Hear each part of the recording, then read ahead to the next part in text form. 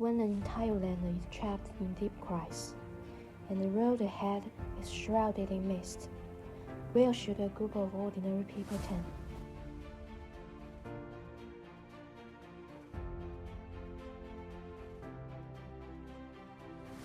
This is Hewu in Yudu, a modest old country-yard house in southern Jiangxi.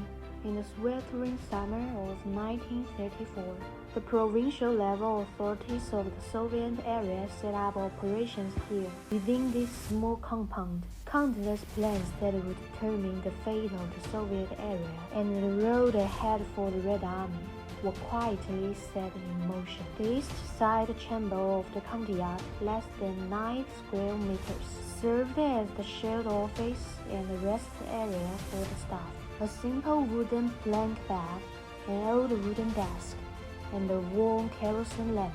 That was all they had.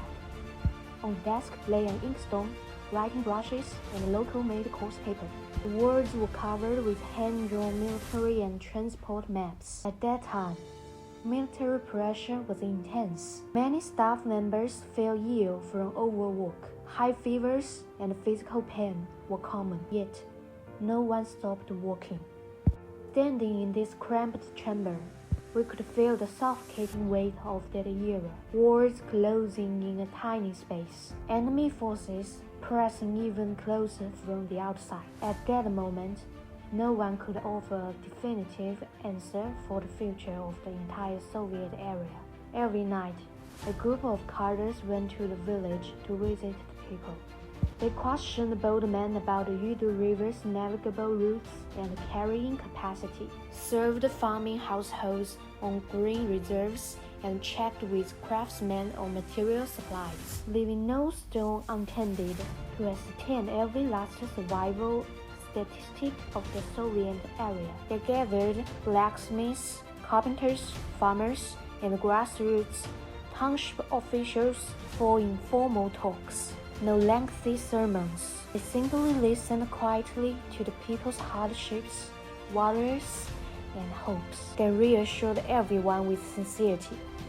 There was no need to panic. With the military and the civilians united, we would surely defend the homeland we depend on for survival. On September 20, 1934, a crucial telegram was dispatched from the Hewu headquarters. It provided a complete and detailed reference for the Red Army's subsequent operations. This intelligence was the hard-won result of countless people's visits, records, and cross-checking. It's hard to imagine today that the entire Soviet area was then under immense pressure. Many plans was dismissed, and the road ahead was riddled with doubt. Yet these cadres, deeply rooted in the countryside, did not flee or give up. Day after day, they visited, recorded, sorted, and proposed, using paper and pen as their weapons, fighting with all their might to find a way out of the deadlock. Large members of Red Army soldiers and government staff gathered from all over Yudu, shouldered their packs, donned bamboo hats, and crossed the Yudu River in groups, embarking on an unknown expedition. No one was certain they would ever return to their homeland, yet every one of them was ready to march forward. What propelled them forward was not the decision of any single individual, but the shared unshakable conviction of countless civilians, grassroots cadres, and Red Army soldiers across the Soviet area. Even if the future was dim, we must fight to carve out a path to survival. When the entire land is pushed to the brink, and the way forward is barely visible, how do we choose?